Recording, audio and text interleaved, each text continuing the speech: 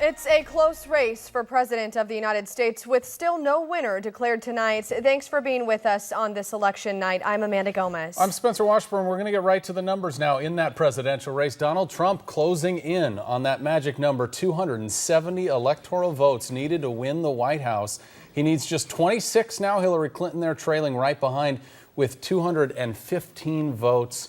A few states tonight still too close to call, just a very close race and continues to be. Yeah, a nail biter, that's for sure. And this presidential election isn't just having impacts here in the U.S., but across the world. Yeah, we have political analyst Dr. David Anderson with us tonight. We really appreciate him being here, of course. Dr. Anderson, we had our first female nominee, this political outsider, and just kind of an unexpected night. It seems like a lot of people are surprised by what we're seeing here. Oh, more than surprised. People are dumbfounded. Yeah. Now, here in California, we're somewhat isolated from the frustration that a lot of the nation's feeling.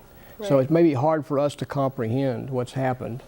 But for a lot of the people, this is a protest vote. They're very unhappy with Washington, and they've said so loud and clear tonight. Now, there's still a path for Secretary Clinton. It's not over till it's over, as Yogi Berra said. But it really looks like that there's a wide path for Trump right now. Yeah. And we were talking about kind of maybe the trend here. A lot of people frustrated with both candidates, maybe not showing up to the polls at all or not voting, a lot of millennials. Well, the disgust with the system, some of it's a vote for Trump, some of it's a no vote, not voting for a third-party candidate, some other kind of protest. And with an election this close, I mean, some of these states we're seeing 2,500 to 2,000 votes difference right now in Pennsylvania, Michigan, some of those states.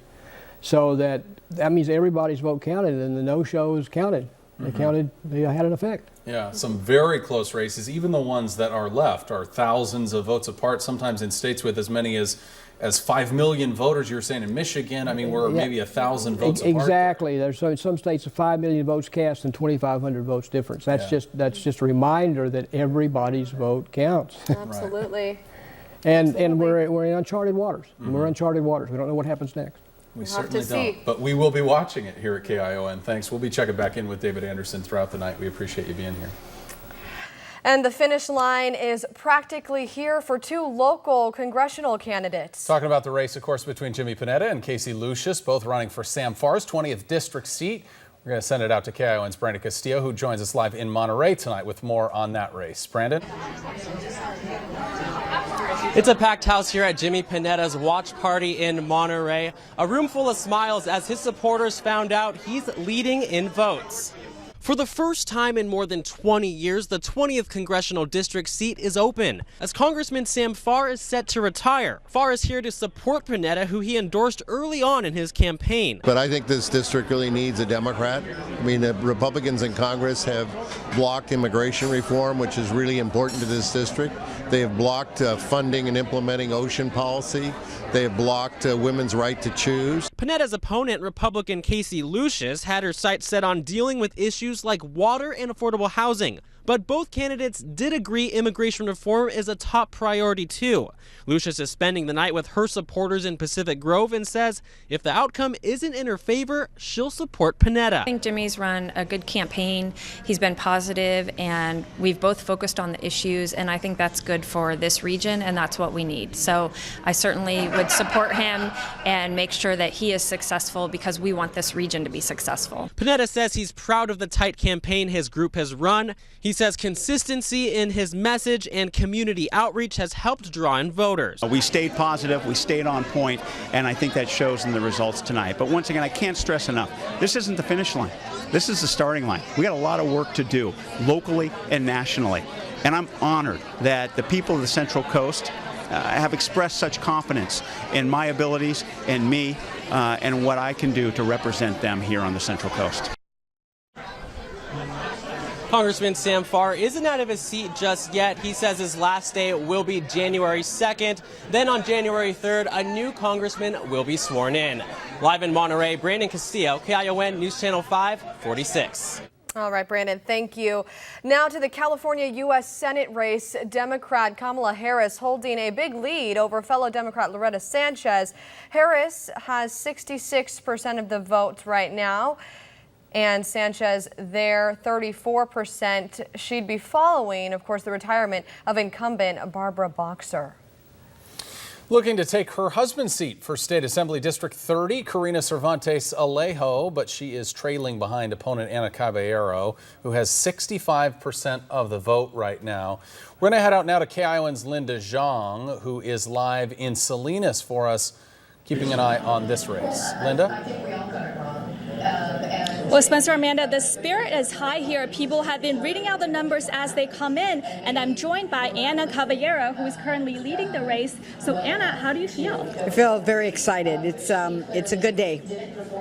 And I also spoke with Karina Alejo earlier, and she said, win or lose, she's going to celebrate tonight.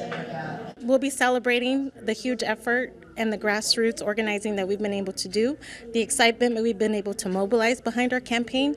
So I'm not disappointed at all about the work and effort that we've put into this campaign. And we'll keep on updating those numbers as they come in and bring you the latest tonight at 11. Live in Salinas, Linda Zhang, KION News Channel 5, 46. Thank you, Linda. Incumbent Joe Gunter, the projected winner for Salinas City Mayor, he's holding a strong lead right now. You can see 70% of the vote over his opponent, Amit Pandya, with 30%. Gunter has held this position since 2012. And we're following another big local race, the Salinas City Council District 1 seat. 4 candidates running for that seat. It's been a race between 2 of those candidates. You can see Scott Davis currently in the lead with 33% of the vote, right above Brian Contreras at 31%, and down there at the bottom, 16% for incumbent Jose Castaneda at this point. It looks like Scott Davis is taking this rate. 86% of precincts reporting at this point. We've got KION's Maya Holmes in the newsroom tonight with more on this race for us. Maya? Spencer and Amanda, definitely a tight race right now between Davis and Contreras, and Sandoval coming in third, and incumbent Jose Castaneda in last with just 220 votes. And now candidate Brian Contreras runs a community-based counseling agency. He says if he wins, he wants to crack down on the high crime rate and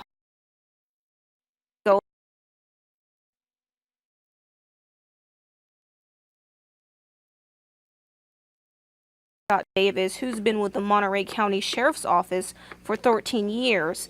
Violence, affordable housing, and jobs are at the top of his priority list. Incumbent Jose Castaneda says if he stays in office, youth, small business, and holding police responsible will remain his top priorities.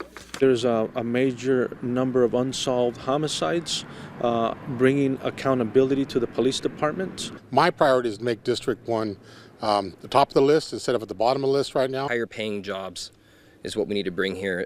Being very business friendly is a good place to start. To see more housing built so some of the long-term tenants for Salinas and our agriculture business could have somewhere to stay. And while Castaneda has a lot of support in the community, he has come under fire for being disruptive and divisive instead of making positive changes in District 1. Castaneda tells KION those accusations are just dirty politics. And Castaneda says he did not raise any money or do any campaigning because he wanted the people to decide who they wanted in office. Other candidates spent anywhere from $700,000 to $50,000. Back to you. Certainly a controversial race we'll continue to follow. Thank you, Maya. And still ahead, we've got more on the presidential race. Plus the latest results on some of the big state propositions. And we'll have the latest on Measure Z, the controversial topic against the fight on fracking in Monterey County. That's coming up in just a bit. Welcome back. Still following all those election results as we're getting them into our newsroom tonight. Let's take a look at Prop 64, the legalization of recreational marijuana in the state of California. Right now, it appears to be passing with 55% of the vote. That's where it's been for most of the night. Seems to be headed that direction right now, that a yes vote would mean passing the legalization of medical marijuana in our area, in the state of California here. And a look at results for Prop 62 now. Prop 62 would repeal the death penalty and replace it with life in prison without the possibility of parole. Also applies to existing death sentences. Right now, it is a no on Prop 62, not repealing the death penalty, but keeping it in place. That one is a no at 55% of the vote right now. Again, these are early numbers here, but certainly showing the leaning of our state at this point. We've had a lot of big measures for California right now. Certainly some very big ones, 17 different measures that voters have been going through. I know, you had to do your homework, that's Yeah, for for sure. sure. And a lot of controversial propositions, 2 of those that you just talked about there. A lot of voters weighing in on that, indecisive about marijuana. That one was interesting. Let's bring back in political analyst Dr. David Anderson with all that we've been talking about. These are 2 big ones, obviously, the death penalty one and medical marijuana. Why don't we start there? Well, the death penalty is a little bit surprising that it's going down, that the repeal is going down so soundly right now, because the polls have been showing about 50-50, the people about half and half. And so it's surprising that there's such a strong vote to keep the death penalty. The marijuana one, it's not so surprising, but this is not the first time this has been tried, and before it was defeated. Right. And so this time, if it passes, we'll have, in addition to medical marijuana, we'll now have the recreational marijuana. Right. Although it'll be a process of licensing, it won't happen immediately, but it'll begin. You can't go out and just right away legally buy marijuana. Right. No, you can't. But if you look at the law, obviously penalties for use will all of a sudden be but you can't own it, right? And that's the big change. No, You'll be able to own it right away. It's still a law. It's going to be regulated. It's going to be licensed. There's a lot of steps yet, but this is a big policy shift. Yeah, certainly. And the death penalty one, there's actually another proposition on the ballot in regards to the death penalty and speeding up the process. So even if this repeal fails, there's another one that actually, the last time I saw, was leading. That proposition is leading. Yes, it is passing with 52%, something like that. Now we got to remember these are 24% of the votes. Right, early. These are controversial issues, so that might change. That might change as more numbers come in from throughout the state. But right now it's kind of surprising that it's where it is at this point, considering it is such a closely contested issue. A long night ahead still. All right. Thank you, Dr. David Anderson. All right, vying for Sam Farr's seat are Democrat Jimmy Panetta and Republican Casey Lucius in the District 20 congressional race. We have those numbers right here. As we were talking about earlier, Panetta leading with 69% of the vote at this point. And Casey Lucius there, 31%. The winner, of course, as I mentioned, will take over Sam Farr's seat, a seat that hasn't been open for 20 years. And this seat covers part of Monterey, San Benito, Santa Cruz, and Santa Clara counties. Obviously, another big race. A lot of people have been watching very closely. Monterey County voters also deciding on the future of fracking right now. A yes on Measure Z would ban new oil and gas operations in the county. Here's a look at where that stands. 56% yes. A yes on Measure Z, yes to the ban, and 44% no, with 95% of the precincts reporting. KION Steve Fondero has been following this measure for us, and he joins us now to tell us why it's been such a controversial issue for Monterey County. Steve? Spencer and Amanda, obviously results still early, but so far it appears the fight to ban fracking in Monterey County is coming to an end. Measure Z calls for the banning of fracking before it even begins. Right now, there isn't any fracking going on in Monterey County. The measure also calls to halt some oil production tactics already being used in the county. Those against the measure say that the safe and heavily regulated techniques to extract oil have been used in the county for the past 70 years, and stopping these techniques would cut back funding to schools and public safety. If the citizens decide it's yes, then we have to go along with what they want, and we'll do our best to survive if this creates the economic impact that it could. But those supporting the measure are fighting for clean water and energy, saying the techniques being used are harming our drinking water, and a ban would would protect our health, water, and local economy. We need the water that we have to use it for the right purposes, not to extract oil and fossil fuels off the ground. Those supporting the Measure Z also say this is one step closer to transitioning to renewable energy sources. And again, the results are still coming in, and as of now, the Measure Z looks to be passing with about 55 or 56% of the votes saying yes, and this comes with about 95% of the precincts reporting. Spencer and Amanda, guys, back to you. All right, Steve, thanks. Another controversial measure we're following is Measure X. That's a sales tax increase. 67% yes to that, 33% no. Again, 95% of the precincts reporting. And this is for a 3/8% sales tax for 30 years to fund transportation infrastructure projects, fix the roads. That's $20 million a year, $600 million over the course of 30 years. Those against this measure say sales tax in Monterey County is already too high, and it'll offer little road improvement overall. All right, we have a lot more election coverage still ahead, including a look at some early numbers on voter turnout in Monterey County. And later, a look at some local stories, including the arrest made in a deadly hit-and-run case out of Santa Cruz. Welcome back. A record number of Californians are registered to vote, but will it actually translate to a higher turnout? KION's Mariana Hicks has some predictions. They all fine? According to the Secretary of State's office, a record 19.4 million Californians are registered to vote. Of that, more than 185,000 in Monterey County. Those are some higher numbers than previous elections. People come out to vote every 4 years for the presidential elections. That's no doubt about it.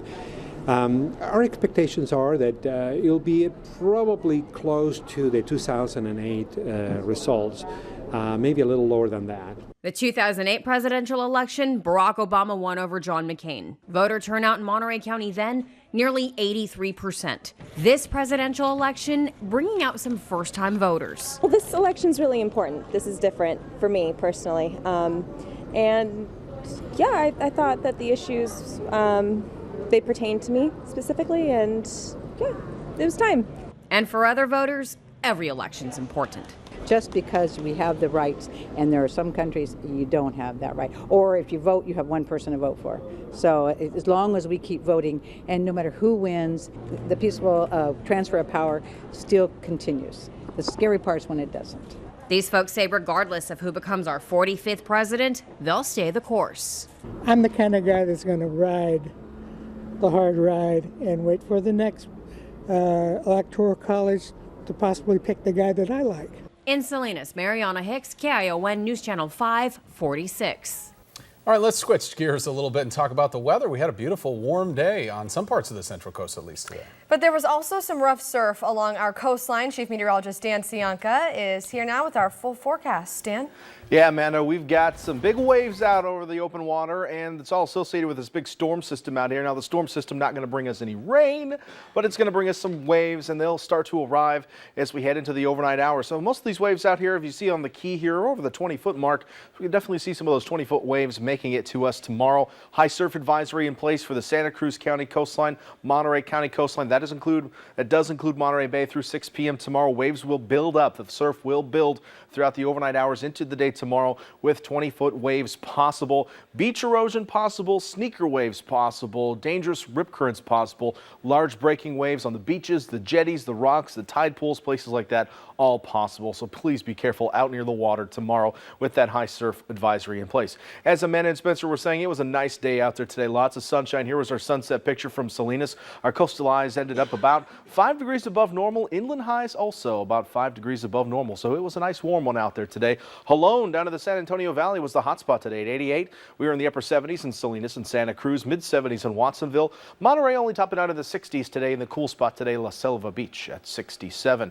Out there tonight, temperatures still fairly mild, though a little bit cooler than this time last night, mostly mid to upper 50s around Monterey Bay, and it will stay relatively mild overnight. We do have some low-level moisture that's kind of insulating us to some extent, and with that moisture, there's a chance of some fog developing overnight. We have seen a few low clouds in the Monterey Peninsula. They've been kind of patchy at times, coming and going, and that will be possible throughout the overnight into your morning commute tomorrow. So watch out for some fog along Highway 1. There's a little bit of a chance out there for some low clouds and fog as you wake up. But tomorrow afternoon will be mostly sunny and warm once again, with some low clouds possible late in the day. Here's a look at your temperatures tomorrow.